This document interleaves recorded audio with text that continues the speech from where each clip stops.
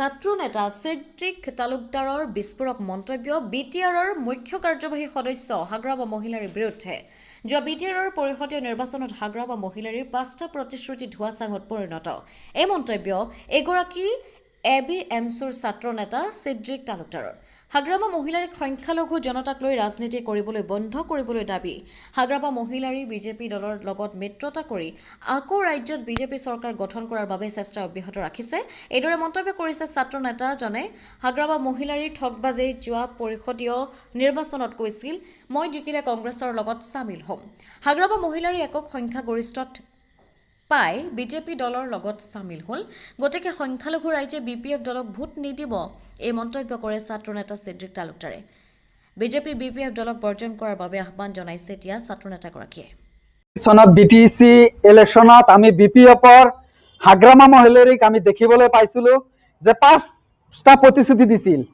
আসলে আমি ২০২৬ চনত বিধানসভা নিৰ্বাচনত দেখিবলৈ পাইছো যে হাগ্ৰামা মহিলাৰীয়ে আচলতে বিপিএফৰ লগত মিত্ৰতা কৰি আকৌ বিপিএফে বিজেপি চৰকাৰ আনাৰ কাৰণে উঠি পৰি লাগিছে। আচলতে আমি পৰ্বতজোৰা এবিএমচিয়ে ধিক্কাৰ আৰু গৰিহণা দিছো।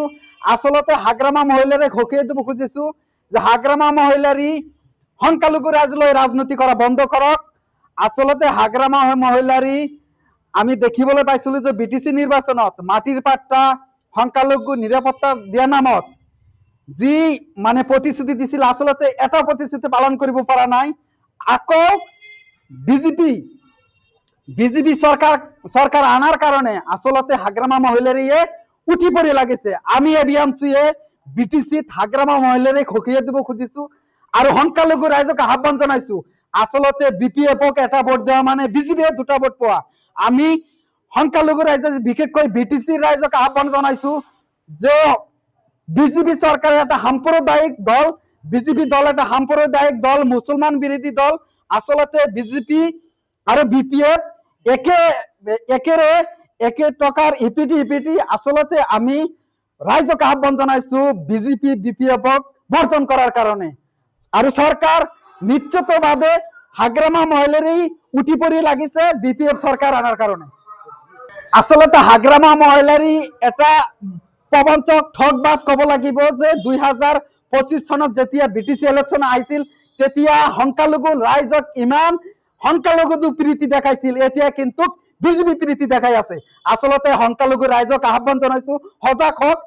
সংখ্যালঘু ৰাইজ লৈ কিন্তু হাগ্ৰামা মহিলাৰী হেতালি খেলি আছে আৰু যি প্ৰবণৰ যি ৰাজনীতি হাগ্ৰামা মহিলাই কৰি আছে, ইয়াৰ কিন্তু আমি এবিএমচিয়ে প্ৰতিৰোধ কৰাৰ কাৰণে উঠি পৰি লাগিম আৰু প্ৰতি উত্তৰ দিম। হাগ্ৰামা মহিলাৰী সাজু হৈ থাকক। হাগ্ৰামা মহিলাৰী চৰিত্ৰৰ কোনো ঠিক নাই। ভোটৰ আগত যেতিয়া ইউপিপিএল আৰু বিজেপিৰ লগত মিত্ৰতা আছিল বুলি আমি দেখিবলৈ পাইছিলো, তেতিয়া কিন্তু হাগ্ৰামা মহিলাৰী স্পষ্টভাৱে কৈছিল যে আমি ভোট পোৱাৰ পিছত আমি কংগ্ৰেছৰ লগত যাম, কংগ্ৰেছৰ লগত আমাৰ লগত এলায়েন্স হ'ব। আচলতে হাগ্ৰামা মহিলাৰী যেতিয়া মেজৰিটি ভাৱে চৰকাৰ কৰিব পাৰিলে, তেতিয়া কিন্তু মেজৰিটি পোৱাৰ পিছতো হাগ্ৰামা মহিলাৰীয়ে বিজেপিৰ লগত গ'ল। আচলতে হাগ্ৰামা মহিলাৰী এটা ঠগবাজ, এটা প্ৰবঞ্চক। আচলতে আমি সংখ্যালঘু, বিশেষকৈ সংখ্যালঘু খাতি খোৱা সংখ্যালঘু ৰাইজক আহ্বান জনাইছো হাগ্ৰামা মহিলাৰীৰ পৰা বিৰত থাকক, অন্যথায় কিন্তু সংখ্যালঘু ৰাইজ ২০১৭ চনত লাভিকলক হত্যা কৰা হৈছিল হাগ্ৰামা মহিলাৰীৰ নেতৃত্বত আৰু বিটিচি অসমত চৰকাৰ আছিল সৰ্বানন্দ সোণোৱালৰ বিজেপিৰ।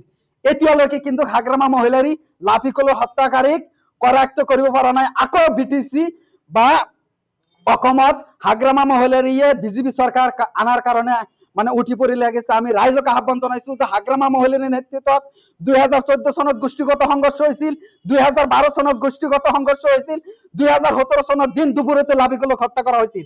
আচলতে ইয়াৰ মূল মানুহ হল হাগ্ৰামা মহিলাৰী। নিজে চৰকাৰ থকাৰ পিছতো সংখ্যালঘু মানুহখিনিক নিৰাপত্তা দিব পৰা নাই। আমি ৰাইজক আহ্বান জনাইছো হাগ্ৰামা মহিলাৰীৰ পৰা বিৰত থাকক, অন্যথায় কিন্তু আগন্তুক দিন আৰু ভয়াৱহ হ'ব। আমি সাধাৰণ ৰাইজক আহ্বান জনাইছো বিজেপি আৰু বিপিএফ আৰু ভাই বিপিএফক এটা ভোট দিয়া মানে বিপিএফে ২টা ভোট। আমি আহ্বান জনাইছো বিজেপিকো বৰ্জন কৰিব লাগে, বিপিএফকো বৰ্জন কৰাৰ কাৰণে আহ্বান জনাইছো। আচলতে হাগ্ৰামা মহিলাৰী ভোট লোৱাৰ আগতে ৫টা প্ৰতিশ্ৰুতি দিছিলে, আমি দেখিবলৈ পাইছো এটা প্ৰতিশ্ৰুতি পালন কৰিব পৰা নাই। আচলতে হাগ্ৰামা মহিলাৰী ঠগবাজ আচলতে অসমৰ ভিতৰত এজন মিছলীয়া মানুহ হ'ল হাগ্ৰামা মহিলাৰী সুবিধাবাদী নেতা এই সুবিধাবাদী নেতা আমাৰ নালাগে গৌৰীপুৰৰ পৰা চাহাবুদ্দিন মৌলাৰ ৰিপৰ্ট অমৃত নিউজ 24/7